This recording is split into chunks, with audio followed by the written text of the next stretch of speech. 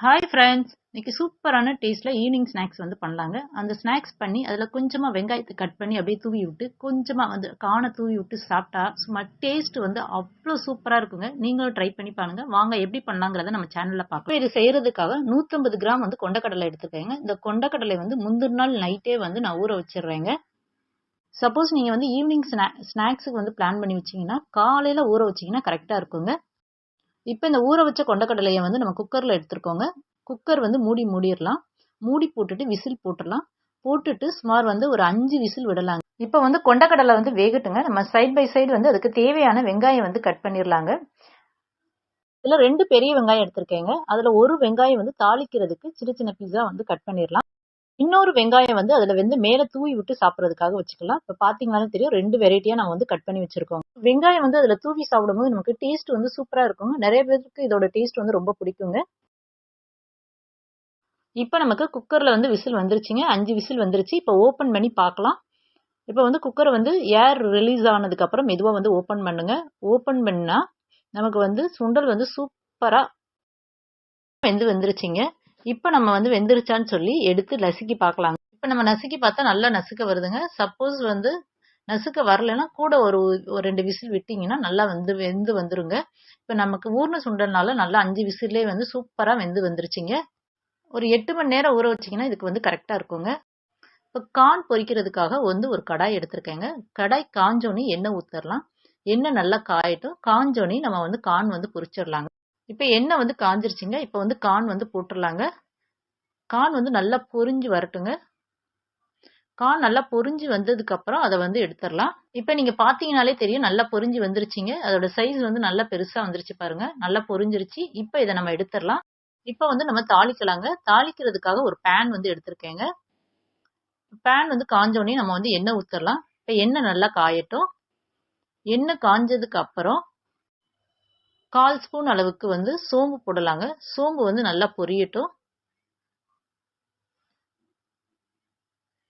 இப்போ சோம்பு வந்து நமக்கு பொரிஞ்சு வந்துருச்சுங்க. சோம்பு பொரிஞ்சோடனே கருவேப்பிலை போடலாம். கருவேப்பிலையும் நல்லா பொரிஞ்சிருச்சுங்க.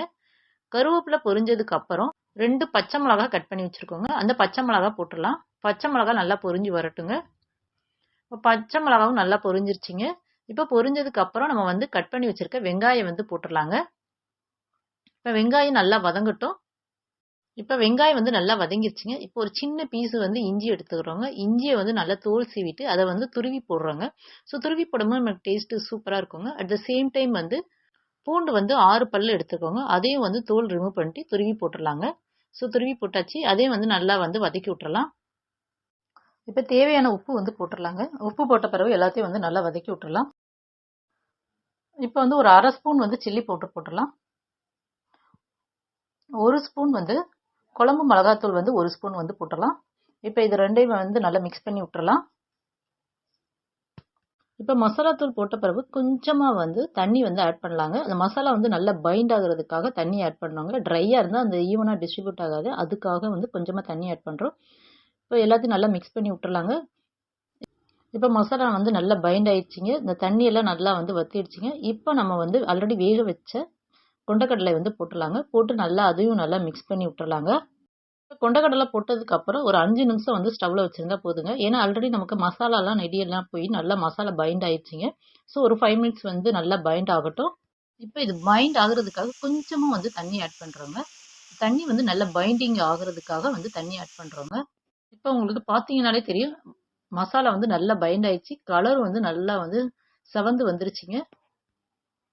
இப்போ நமக்கு சூப்பரான ட்ரை சாட் மசாலா வந்து ரெடி ஆயிடுச்சுங்க.